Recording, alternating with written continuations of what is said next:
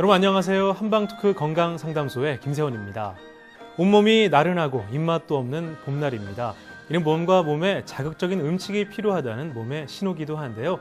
이럴 땐 몸과 마음을 각성시키고 원기를 회복시키는 식품 중에 하나가 바로 마늘이라고 합니다. 우리 식탁에서 약방의 감초처럼 빠지지 않는 것이 또 마늘이죠. 마늘은 따뜻한 성질을 가지고 있어서 대체로 찬 성질의 채소와 잘 어울리는 식품이기도 하고요. 채소를 많이 먹는 우리 민족에게는 반찬거리 이상의 중요한 식품이었습니다. 원불교 소태산 대종사님께서는 음식은 사람 제일의 양약이 되는 동시에 제일 사약이 된다고 말씀하셨습니다. 세상에는 만병통치약이란 없죠. 음식으로 병을 고칠 수도 병을 얻을 수도 있는데요. 계절에 맞게 또 몸에 맞게 음식을 먹는 것이 무엇보다 가장 중요하지 않을까 싶습니다. 오늘은 천안시 이영준 한의원의 이영준 원장님과 함께하는 날입니다. 상담 원하시는 분들은 서울 02-823-2000번으로 전화 주시면 되겠습니다. 문자로도 신청받겠습니다. 유료 문자 샵8970인데요. 짧은 문자는 50원, 긴 문자와 포토메일은 100원이 부과됩니다. 건강에 관련된 상식이나 간단한 질문을 문자로 보내주시면 잠시 후 문자 Q&A 시간을 통해서 답변을 드리도록 하겠습니다.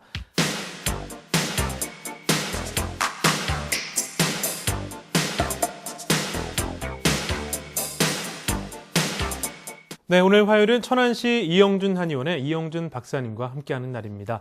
안녕하세요, 박사님. 예, 안녕하십니까. 네, 반갑습니다. 네, 반갑습니다. 네, 일주일이 참 금방 지나가는데요. 네, 그러네요. 네, 지난 시간에 이어서 이번 시간에도 FCST라는 턱관절을 이용한 전신 치료법을 직접 만드셨잖아요. 예. 최근 또 턱관절의 비밀이라는 책을 통해서 일반 대중에게 턱관절의 중요성을 직접 말씀하고 계신데요. 예. 자, 오늘 어떤 내용인지 좀 여쭤보겠습니다. 예. 몇 년 전만 해도 턱관절에 대해 좀 무관심하던 어떤 대중들 또는 국민들이 네. 요즘 들어서 현대의학적인 치료 그리고 순수 한의학적인 어떤 치료에도 어떤 충분한 치료 효과가 이제 나타나지 않으면서 그리고 각종 만성질환과 난치병들이 자꾸 늘어나면서 요즘은 턱관절에 대해 많은 관심을 갖고 있는 것 같습니다. 네, 그 책을 통해서 그 각종 난치병들을 치료하신 예들을 소개해 주셨는데요. 예. 어떤 이유로 그럼 각종 현대 병들이 이 턱관절에서 비롯이 된다고 보십니까? 예. 어떻게 보면은 턱관절도 단순한 관절 중에 하나라고 볼 수도 있습니다. 예. 그러나 모든 관절을 다스릴 수 있고 또 그 중심에 턱관절이 있기 때문에 턱관절이 가장 중요하다고 제가 소개해드리고 있는 겁니다. 네. 예를 들어서 턱관절 주변에는 9개 뇌신경이 분포되어 있고 그 9개 뇌신경과 연결된 136개 68쌍의 근육들이 밀집되어 있습니다. 예. 또 연결이 되어 있죠.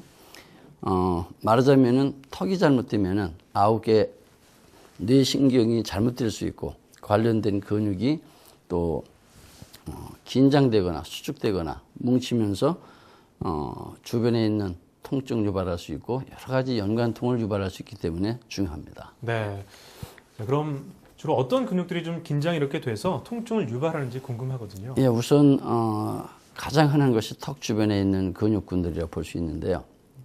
턱 주변에 있는 근육이 긴장 수축되면서 제일 먼저 유발할 수 있는 것이 턱의 통증, 개구장애 등등을 볼 수 있고 또 그와 연관된 연관통으로서 두통이나 편두통 또는 어지럼증 등을 들 수 있겠습니다. 그리고 또 턱과 아주 밀접하게 인접되어 있는 귀의 통증이나 눈의 통증 또는 눈의 피로나 안구 건조증 등이 있고 또 관련된 코질환, 재채기, 콧물, 코막힘을 수반하는 알러지성 비염을 유발하는 가장 큰 원인이 되기도 하고 네. 또 현대인들이 가장 많이 호소하는 뒷목이나 어깨 또는 팔의 통증을 유발하는 가장 주요 원인으로 작용하고 있습니다. 네. 그런데 박사님이 저나 또 일반 다른 대중들의 의학 상식적으로는 턱이 잘못됐다고 눈과 귀 또 코질환 이런 게 생긴다는 게 좀 생소하긴 하거든요. 예. 그런데 또 뒷목과 어깨의 극심한 통증까지 거의 뭐 전신의 증상이라고 봐도 과언이 아닌데요. 예, 왜 이렇게 연관됐다고 보십니까? 모든 모든 사람들이 가지고 있는 질병은 모두 척추와 관련되어 있습니다. 네. 한마디로 척추가 정상이면은 어떤 질병도 생길 수 없다고 보겠죠. 왜냐하면 척추의 양옆에는 31쌍의 척추신경이 있습니다. 그리고 그래서 그 척추가 틀어지게 되면은 그 옆에 지나는 신경이 압박을 받게 되고 그 신경이 지배하는 오장육부나 또는 관련된 오관, 모든 팔다리 또는 허리 등등의 모든 신경이 압박을 받게 되겠죠. 네. 그래서 중요합니다. 자, 그런데 그럼, 또 턱이 가장 중요한 이유는 모든 척추를 무너뜨리는 그 중심에 턱관절이 있기 때문에 중요하다고 봅니다. 네. 척추가 있고 또 그 위에 턱관절이 있다는 말씀인데요. 예. 그럼 이 눈, 귀, 코, 이 혀, 또 뒷목과 어깨까지 통증이 발생하는 그 과정이 어떻게 되는지요? 예, 특히 머리에 부착된 눈 또는 귀, 코, 이 혀 등 오간과 이 속에 들어있는 뇌는 턱관절과 가장 연접해 있으면서도 가장 많은 영향을 받고 있습니다. 제가 지난 시간에도 설명드렸습니다마는 턱의 균형이 무너지면 가장 먼저 이 턱관절과 3차 신경으로 연결되어 있는 2번 경추인 축이 먼저 틀어진다고 말씀드렸습니다. 예. 그래 이 축이 틀어진다는 것은 머리의 무게중심이 중심축을 벗어나면서 모든 척추를 무너뜨리는 원인으로 작용하기 때문에 중요합니다. 네. 자, 그럼 그 축이 무너진다면 이렇게 눈, 귀, 코, 입, 혀까지 질환이 오는 건가요? 예, 그렇습니다.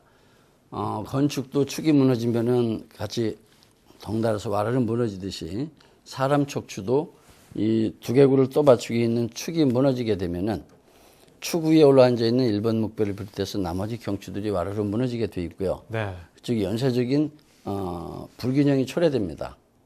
틀어진 구조를 다시 되찾으려는 보상작용으로 일어나게 됩니다. 그 중에서 특히 2번 경추 옆을 지나는 이 척추신경이 주로 눈, 귀, 코, 이 혀 등과 연결되어 있습니다. 그래서 2번 경추가 만약에 틀어지게 되면은 눈, 귀 또는 코 질환 등이 주로 생길 수 있게 되고, 네. 또 턱에서 가장 가까운 부분이 귀입니다. 귀는 1mm 거리를 두고 턱과 연결이 되어 있는데, 그래서 턱에 문제가 생기면은 귀의 통증이 가장 먼저 나타날 수도 있습니다.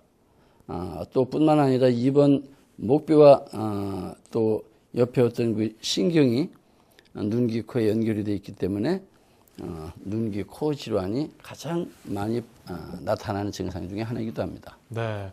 그럼 이 뒷목과 그 어깨의 통증도 같은 맥락으로 볼 수 있는 건가요? 예, 맞습니다. 턱의 불균형이 유발되면은 가장 먼저 틀어진 목뼈가 2번 경추라고 누누이 말씀드렸는데, 네. 그 목뼈가 틀어지게 되면은 이제 여기서 보시다시피 2번 목뼈는 축을 가지고 있고, 네. 이 축은 두개골과 연결되어 있으면서도 모든 목뼈와 연결이 돼서 모든 목뼈가 이 축을 기준으로 집중이 되어 있습니다. 그래서 축이 틀어지게 되면은 반드시 위에 있는 목뼈나 머리의 무게중심 내지 하부 경추가 틀어지게 되어 있습니다. 그래서 위에 1, 2번 목뼈가 틀어지게 되면 주로 이 심부의 근육근이 긴장 수축되면서 뒷목이 뻣뻣하고 땡기고 아프고 심하면 둘러 빠지듯이 아픈다는 표현을 쓰게 되고, 네. 아래 목뼈가 틀어지게 되면은 목에서 어깨, 팔 쪽으로 내려가는 신경은 압박을 주기 때문에 그쪽에 심한 통증을 유발하는 현대인이 가장 많이 호소하는 질병이기도 합니다. 네, 목뼈 사진을 직접 갖고 오셨는데요. 자, 그럼 이 목 디스크나 퇴행성 같은 것도 다 같은 연관이 있는 건가요? 마찬가지입니다. 네. 머리의 무게중심이 중심축을 벗어나게 되면은 디스크와 디스크 사이에서는 항시 어떤 보상작용을 하게 되고요. 머리의 무게중심이 한쪽으로 편중돼서 과부하가 걸리게 되면은 한쪽은 디스크가 팽윤되고 한쪽은 또 디스크가 협착이 되면서 퇴행화가 가속되게 됩니다. 네. 이때 신경의 압박을 받게 되면은 그 신경의 압박으로 인해서 현대인이 호소하는 각종 어깨 이상의 질환들이 많이 생기게 되죠. 네. 자, 이번 시간에 이 턱과 목뼈가 어떻게 상호 연결돼 있어서 이 눈, 코, 귀, 오간과 함께 어깨와 팔 등의 통증을 유발하는지 함께 듣고 있는데요. 박사님께서 직접 책을 지으셨습니다. 턱관절의 비밀이라는 것인데요. 예. 거기에 보면 난치병 치료의 열쇠라고 턱관절을 규정을 하셨거든요. 예. 그럴 만한 이유가 있습니까? 예, 물론입니다. 제가 25년 이제 임상을 하면서 턱에 대해서 처음에는 무심코 지나쳤지만은 다음 시간에 자세히 설명드리겠습니다만은 이미 턱관절이 잘못되면은 다양한 뇌신경계 질환이나 각종 뇌와 관련된 질병이 발생될 수 있다는 그런 논문들이 이미 속속들이 발표가 되고 있고요. 현대의학은 아직까지 수많은 뇌과학센터들이 지금 생기면서 많은 석학들이 연구를 하고 있지만은 뇌에 관한 한 아직도 정확한 실마리를 찾고 있지 못하고 있는 실정이라고 봅니다. 네. 오로지 발표되고 있는 내용들을 보면은 유전학적인 관점에서 접근해서 연구돼서 발표되고 있는 내용들 뿐입니다. 네. 그러니까 저희들도 이 유전학적인 발표들을 많이 접했기 때문에 박사님의 이 턱관절에서 기인된다는 그런 질병들은 좀 금시초문인 것이 사실이거든요. 예. 현대의학이나 한의학이나 난치병은 대부분 뇌 질환이라는 것 인식에는 뭐 이의가 없습니다. 네. 특히 뇌신경계 질환 또는 뇌혈관계 질환 이 등등이 중에서 대표적인 파킨슨병, 알츠하이머, 또 손해위축증, 그리고 저희 클리닉에 가장 많은 환자가 있는 연축성 사경증, 디스토니아, 서비칼 디스토니아, 스파즈모디 토티코리스라 하는 병인데 이 외에도 간질, 각종 면역기 질환, 또 원인 불명의 각종 어떤 마비 질환, 언어장애, 그리고 소화기에서 주로 나타나는 자폐증, 또 틱장애나 뚜렛장애, 그리고 성인들에게서 주로 나타나는 여러 가지 정신과 질환 등이 모두 난치질환 중에 한 가지입니다. 네.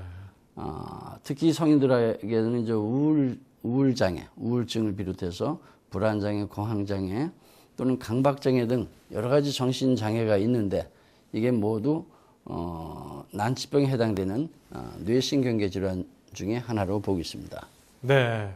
자, 오늘 박사님과 함께 턱관절의 중요성에 대해 알아봤습니다. 다음 시간에 또 한번 어떤 내용인지 기대해 보도록 하겠습니다.